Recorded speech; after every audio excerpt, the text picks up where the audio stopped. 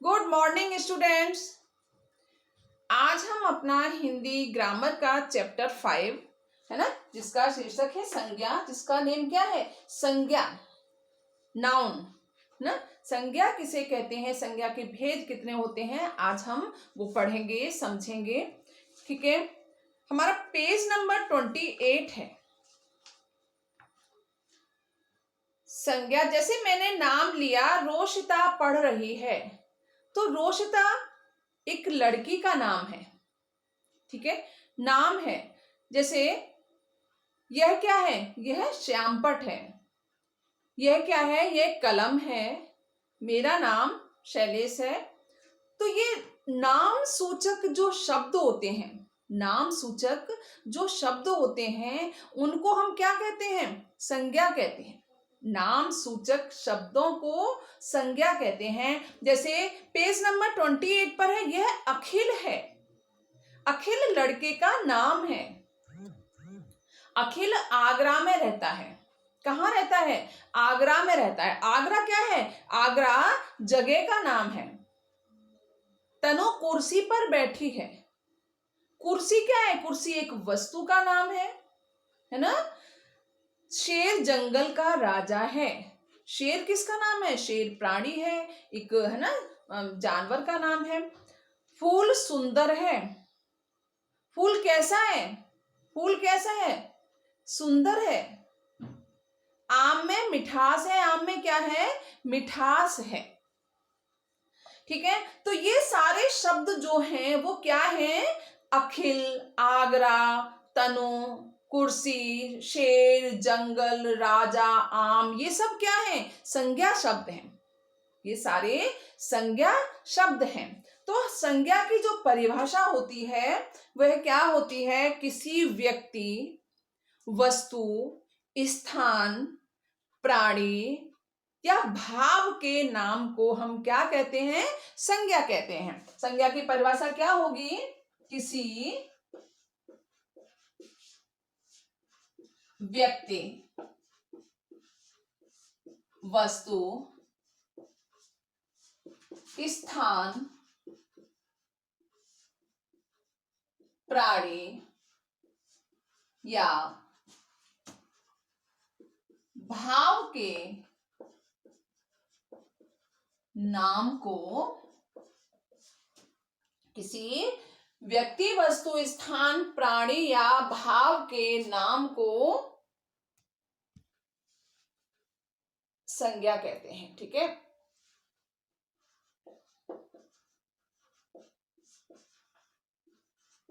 संज्ञा कहते हैं। जैसे मैंने यहां लिखा, इसमें क्या बोला गया है? किसी व्यक्ति, वस्तु, स्थान, प्राणी या भाव के नाम को संज्ञा कहते हैं। तो मैंने क्या लिखा यहां? व्यक्ति का नाम लिखा। पहले मैंने क्या लिखा? व्यक्ति का नाम लिख दिया। जैसे मैंने लिखा रोशिता, लिख दिया।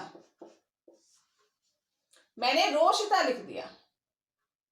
ठीक है, फिर वस्तु का नाम, वस्तु का नाम मैंने कलम लिख दिया। स्थान का नाम, स्थान का नाम मैंने यहां क्या लिख दिया? अलवर लिख दिया। ठीक है, अलवर लिख दिया। अब क्या है? प्राणी, प्राणी में मैंने शेर लिख दिया। अब है भाव, भाव में मैंने लिखा बचपन। भाव में मैंने क्या लिखा? बचपन। भाव में क्या क्या आता है? बचपन आता है, बुढ़ापा आता है, खुशी आती है, दुख आता है। ठीक है ना, और बहुत सारे शब्द ऐसे हैं जो भाव में आते हैं। तो मैंने यहां क्या लिखा है? बचपन लिखा है। किसी व्यक्ति, वस्तु, स्थान, प्राणी या भाव के नाम को क्या कहते हैं?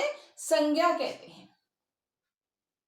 ठीक है, संज्ञा की परिभाषा हमारे समझ में आ गई। किसी व्यक्ति, वस्तु, स्थान, प्राणी या भाव के नाम को संज्ञा कहते हैं।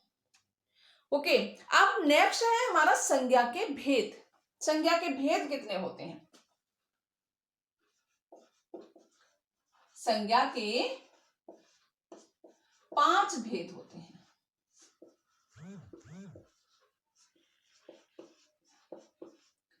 संज्ञा के 5 भेद होते हैं। नंबर 1 व्यक्तिवाचक संज्ञा, नंबर 2 जातिवाचक संज्ञा, नंबर 3 भाववाचक संज्ञा, नंबर 4 द्रव्यवाचक संज्ञा और नंबर 5 समूहवाचक संज्ञा। तो सबसे पहले हम पढ़ेंगे व्यक्तिवाचक संज्ञा क्या होती है।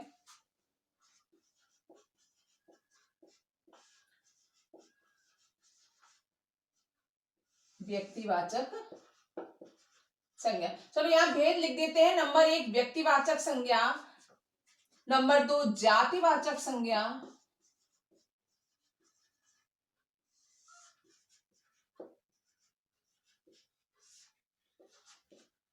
नंबर 3 भाववाचक संज्ञा,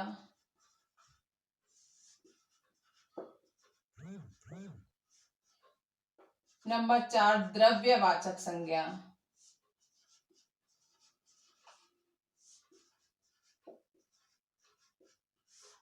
और नंबर 5 कौन सा है? समूहवाचक।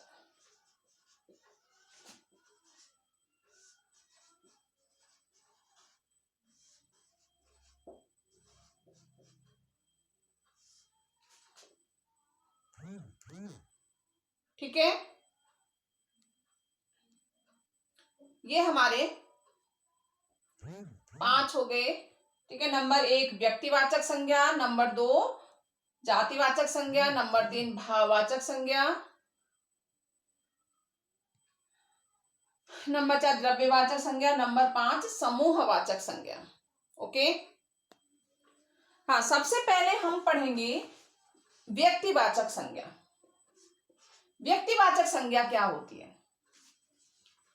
किसी व्यक्ति, ना, किसी व्यक्ति, वस्तु अथवा स्थान विशेष, है ना, यहां हमारी संज्ञा किसे कहते हैं? किसी व्यक्ति, वस्तु, स्थान, प्राणी या भाव के नाम को संज्ञा कहते हैं।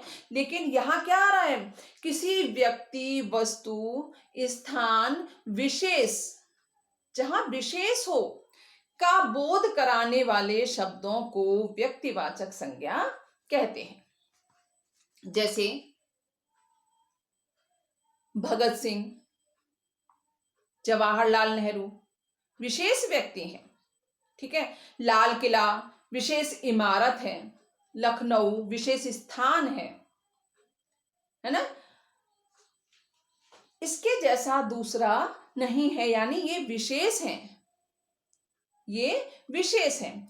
तो किसी व्यक्ति, वस्तु अथवा स्थान विशेष का बोध कराने वाले शब्दों को व्यक्तिवाचक संज्ञा कहते हैं। जवाहरलाल नेहरू, भगत सिंह, शिवाजी ये विशेष व्यक्तियों के नाम हैं। ताजमहल, लाल किला, जैसे जयपुर का हवा महल, ये विशेष इमारतें हैं। ठीक है, लखनऊ, अलवर ये विशेष शहर हैं। ठीक है, तो जो किसी व्यक्ति, वस्तु, स्थान विशेष का बोध कराते हैं उन्हें हम व्यक्तिवाचक संज्ञा कहते हैं। जैसे मैंने लिखा हवा महल,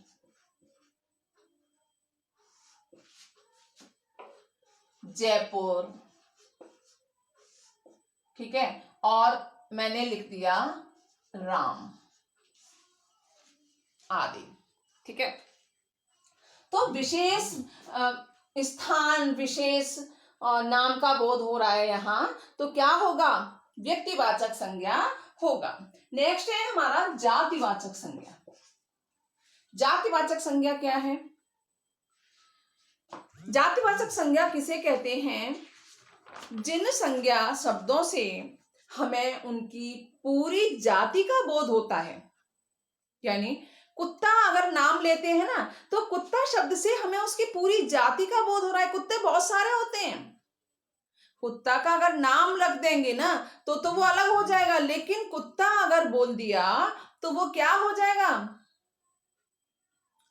क्या हो जाएगा, वो जाति हो जाएगी, है ना। कुत्ता बोला तो वो जाति हो जाएगी, पूरी कुत्ता जाति का बोध हो रहा है। जैसे लड़का, लड़की, अगर मैंने लड़का न बोलकर मोहन बोल दिया तो वह क्या होगा, वो व्यक्तिवाचक हो जाएगा। लेकिन लड़का अगर बोला है तो लड़के की जाति जो होती है, पूरी जाति का बोध हो रहा है। लड़की है, लड़की की पूरी जाति का बोध हो रहा है। ठीक है, जैसे पुस्तक है ना, पुस्तक है, उसकी पूरी जाति का बोध हो रहा है। इसमें पुस्तक का नाम नहीं है, पुस्तक का कोई नाम नहीं है, तो पूरी पुस्तक जाति का बोध हो रहा है। जिन संज्ञा शब्दों से हमें उनकी पूरी जाति का बोध होता है उन्हें जातिवाचक संज्ञा कहते हैं। जैसे कुत्ता, बिल्ली, बंदर, ये सब क्या, पूरी जाति का बोध हो रहा है। जैसे लड़की, बिल्ली और पुस्तक, ठीक है, उनके नाम नहीं है, यानी पूरी जाति का बोध हो रहा है ना। पूरी लड़की जाति का पता लग रहा है, लड़की, बहुत सारी लड़कियां होती हैं, बिल्ली बहुत सारी होती है, नाम नहीं है ना अलग से, पूरी जाति का बोध हो रहा है, तो वो क्या होगी, जातिवाचक संज्ञा होगी। नेक्स्ट है हमारी भाववाचक संज्ञा।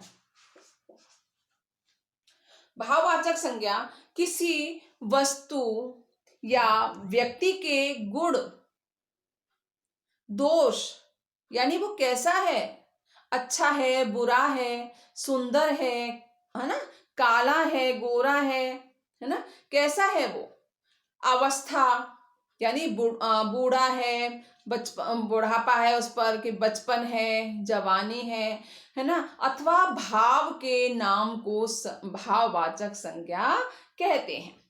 किसी वस्तु या व्यक्ति के गुण, दोष, अवस्था अथवा भाव के नाम को हम क्या कहते हैं, संज्ञा कहते हैं, भाववाचक संज्ञा कहते हैं।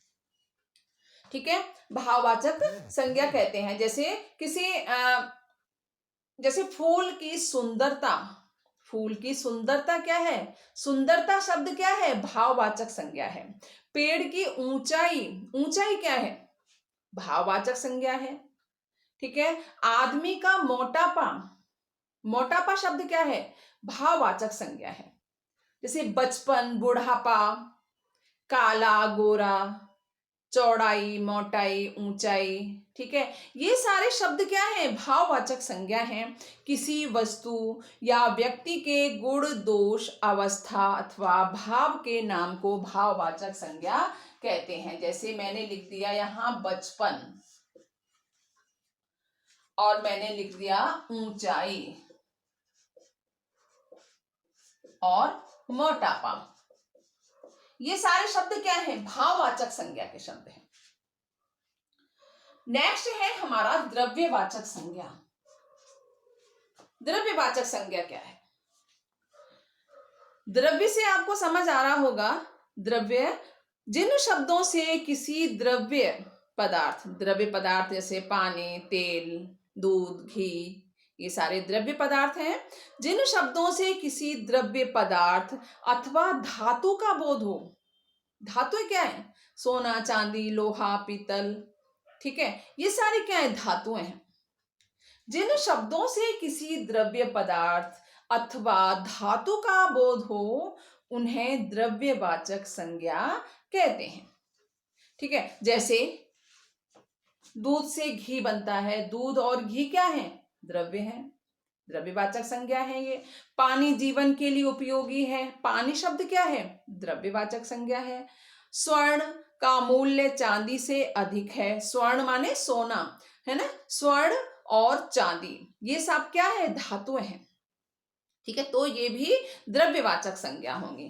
ठीक है, यहां लिखा दूध, पानी, सोना और चांदी, ये सब क्या है, द्रव्यवाचक संज्ञा। नेक्स्ट है हमारा अच्छा, द्रव्यवाचक संज्ञा की परिभाषा, जिन शब्दों से किसी द्रव्य, पदार्थ अथवा धातु का बोध होता है उन्हें द्रव्यवाचक संज्ञा कहते हैं। नेक्स्ट है हमारे समूहवाचक संज्ञा, नंबर 5 लास्ट, समूहवाचक संज्ञा।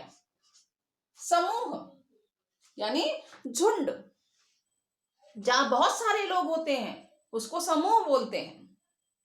ठीक है, जिन शब्दों से किसी समूह का बोध होता है, जिन शब्दों से किसी समूह का बोध होता है उसे समुदायवाचक अथवा समूहवाचक संज्ञा कहते हैं। जैसे हम कक्षा में पढ़ते हैं ना, बहुत सारे बच्चे इकट्ठे होकर पढ़ते हैं, तो कक्षा क्या है, समूहवाचक संज्ञा है, क्योंकि वहां बहुत सारे विद्यार्थी बैठे होते हैं, है ना। हम मेला देखने जाते हैं, वहां बहुत सारे लोग होते हैं, समूह होता है। ठीक है, बहुत सारे लोग होते हैं, इसलिए ये क्या होगी, समूहवाचक संज्ञा होगा, मेला शब्द, है ना। कक्षा समूहवाचक संज्ञा। और सेना, सेना में बहुत सारे सैनिक होते हैं ना, तो वह भी क्या हो गया हमारा समूहवाचक संज्ञा। समूहवाचक संज्ञा को ही हम समुदायवाचक संज्ञा भी कहते हैं। ठीक है, तो समूहवाचक संज्ञा की परिभाषा क्या होगी, जिन शब्दों से किसी समूह का बोध होता है ना, उसे समूहवाचक अथवा समुदायवाचक संज्ञा कहते हैं। जैसे मेला, कक्षा, सेना आदि। ठीक है, जहां बहुत सारे लोग इकट्ठे होते हैं, समूह होता है, समुदाय होता है, उसको हम समूहवाचक संज्ञा कहते हैं। ओके, तो आज हमने ये चैप्टर 5 हमने रीड किया।